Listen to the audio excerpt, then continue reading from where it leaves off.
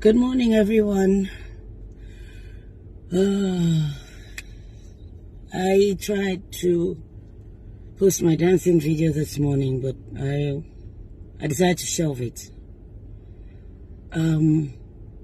So yesterday, after I posted, went about my day, and then later when I came back online, I saw a lot of tags.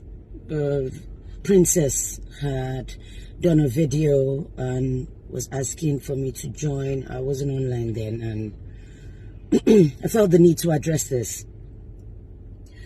This is directly to Dr. Femi Olaleye of Optimal Cancer Care Foundation, to the Lagos State Domestic and Sexual Violence Response Team, to all the NGOs who are out there. I feel that in a society where we cannot protect our children from sexual predators, it is a society doomed to fail. Our children are the future.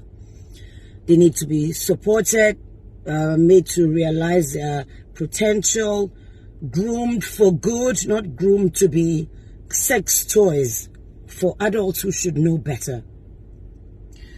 I've known Dr. Femi for a number of years, a long time. We met at an event in Unilag many years ago, and he had approached me to help in his advocacy for breast cancer screening for women and the rest.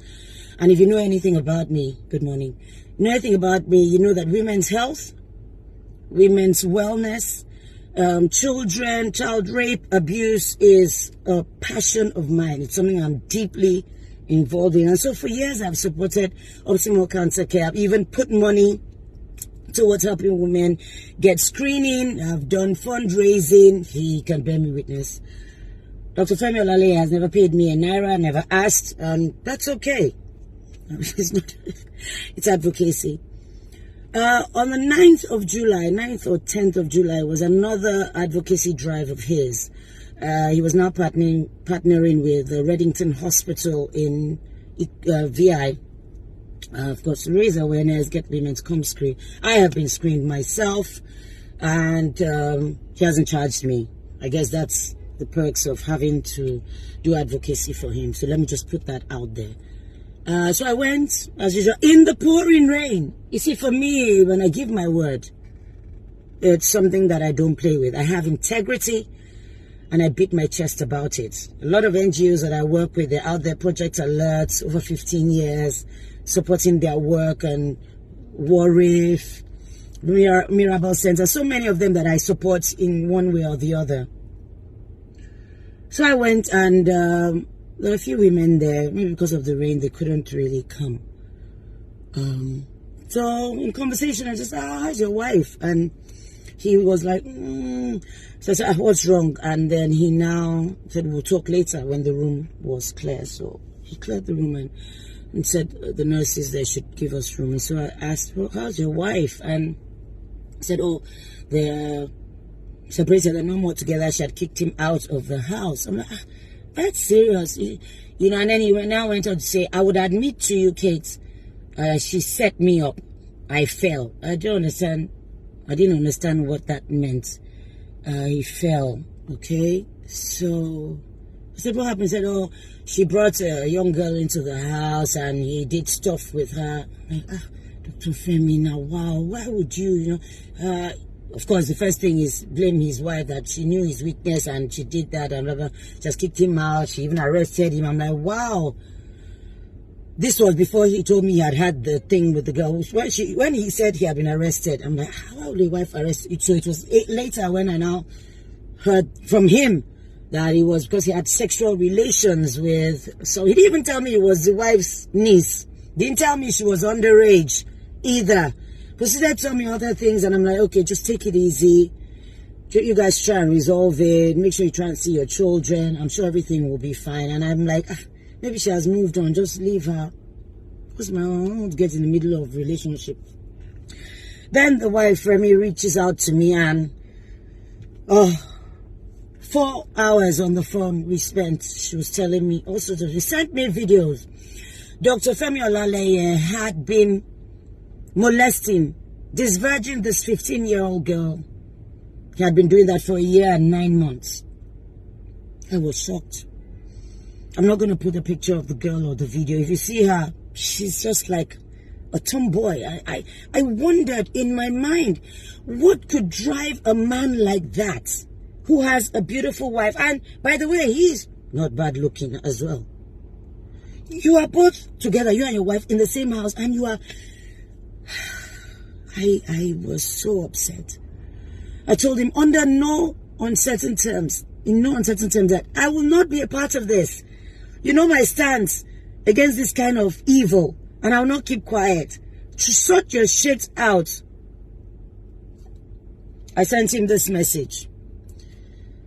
He wanted to meet, and we couldn't find time, so I said, I needed to speak with you regarding the situation you're in. When Remy, his wife, called me to tell me all that transpired, I felt I needed to clarify my stand. I'm a huge and strong advocate against child abuse and sexual abuse. Everyone knows that. Many NGOs I've worked with can attest to that. It's not looking good for you at all.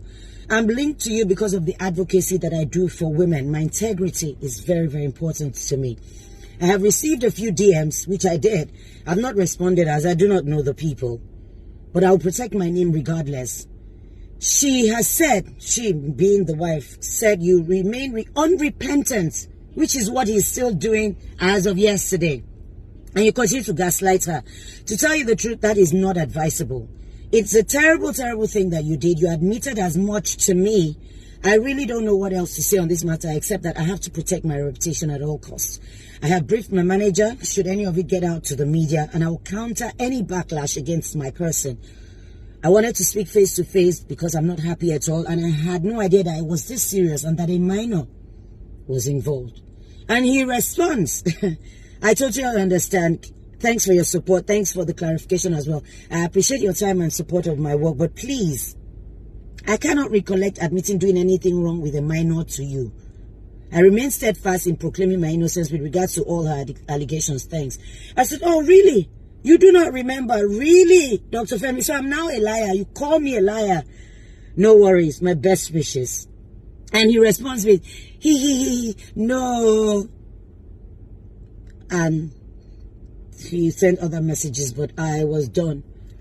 Dr. Femi, I want to tell you that I'm a straightforward person and that you said what you said to me. The earlier you come to terms with what you have done, submit yourself to the authorities so that they can do the needful with you. You molested a 15-year-old girl. You disvirgined her. You threatened her and told her that if she told anyone she would die. You are a doctor. You are meant to care. You took a Hippocratic oath. Dr. Femi, you called me a liar. Thank you very much. I'm not a liar. You said what you said to me. You know what you did.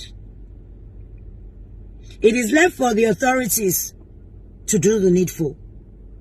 I am here. Should any clarification be needed. I've worked with you all these years, never lied to you.